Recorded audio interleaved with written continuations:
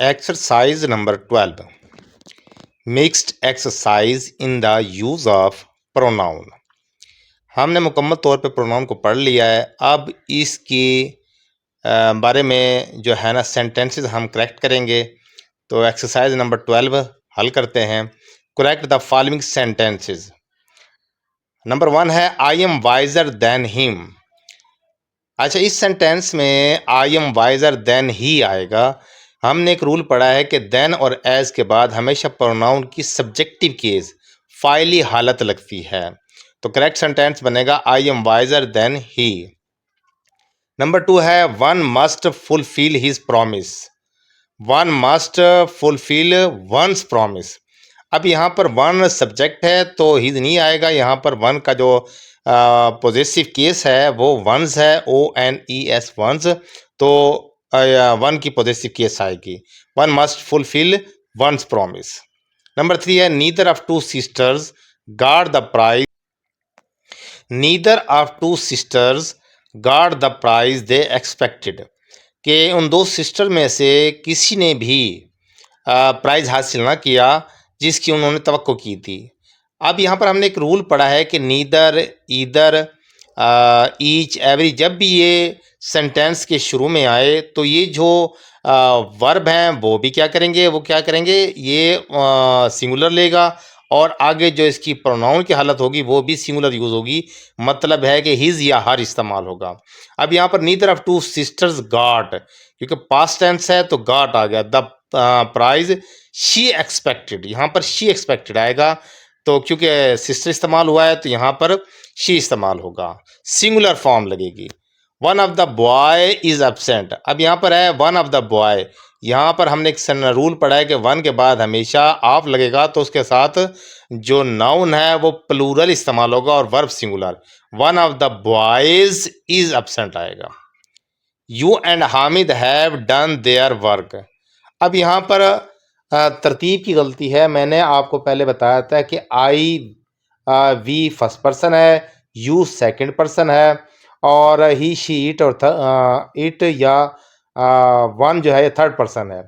अगर इनमें अच्छा काम जो कर रहा हो तो सबसे पहले आप क्या करेंगे, सबसे पहले वन और यू में से यू को प्रेफर करेंगे और यू और थर्ड पर्सन में से आप थर्ड पर्सन को प्रेफर करेंगे। अब यहाँ पर यू एंड हामिद आया है। हामिद थर्ड पर्सन है और यू सेकंड पर्सन है तो थर्ड पर्सन को पहले तरजीह देंगे, सेकंड पर्सन को फिर। Hamid and you have done their work.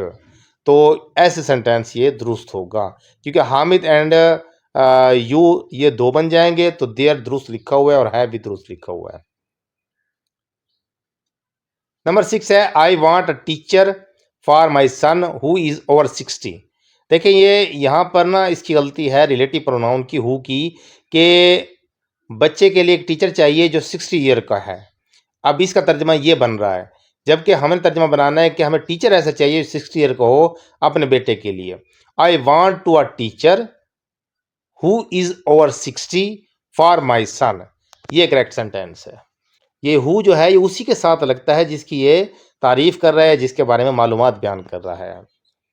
Number 7 है who did you see in the hotel.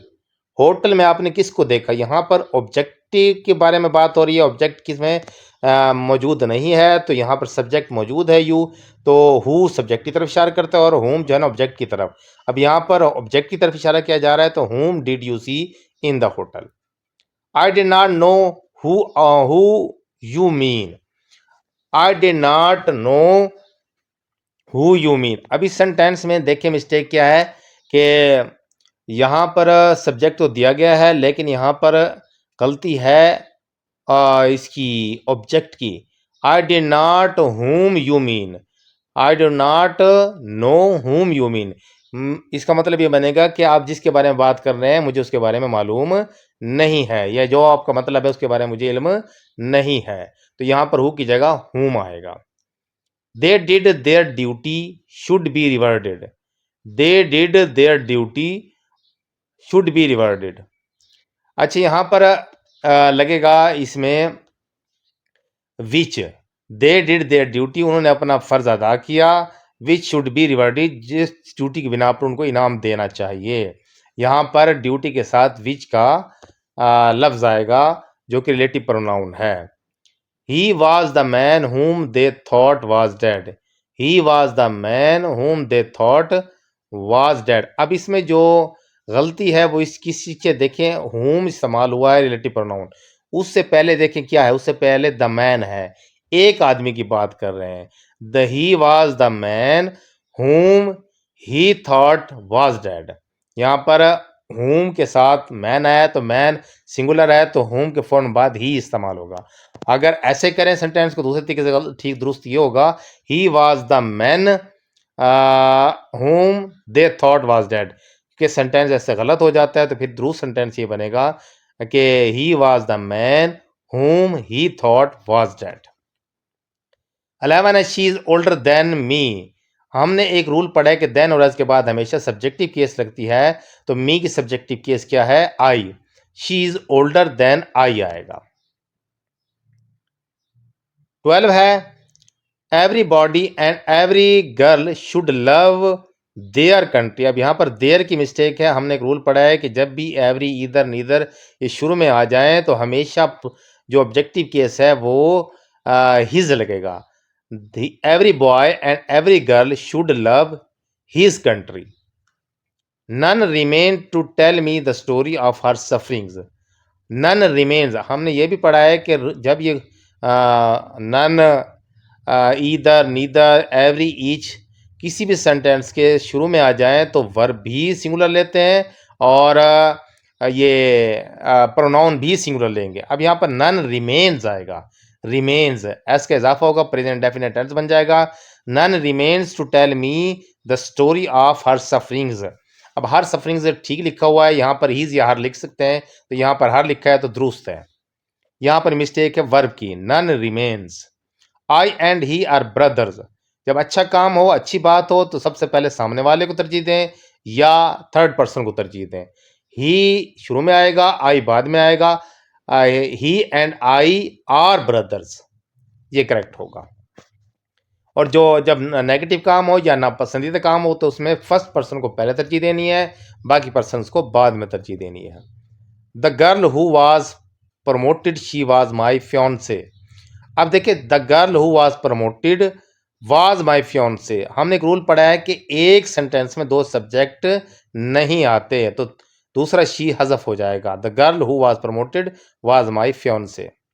Your pen is in my suitcase shall I bring it. तो यहाँ पर चीज़ की तरफ इशारा है, डिमॉन्स्ट्रेटिव प्रोनाउन इट लगेगा। हमने एक रूल पढ़ा है कि इशारे के लिए जो है ना, किसी भी चीज़ की तरफ इशारा करना हो तो उसको उसकी जगह लाजमी लिखें, तो उसका या तो वो लफ्ज़ लिखें या उसकी केस लिखते हैं, तो प्रोनाउन क्या बनेगा, इट बनेगा। Your pen is in my suitcase shall I bring it, it is I who is to blame. अच्छा देखो, यहाँ पर मिस्टेक है।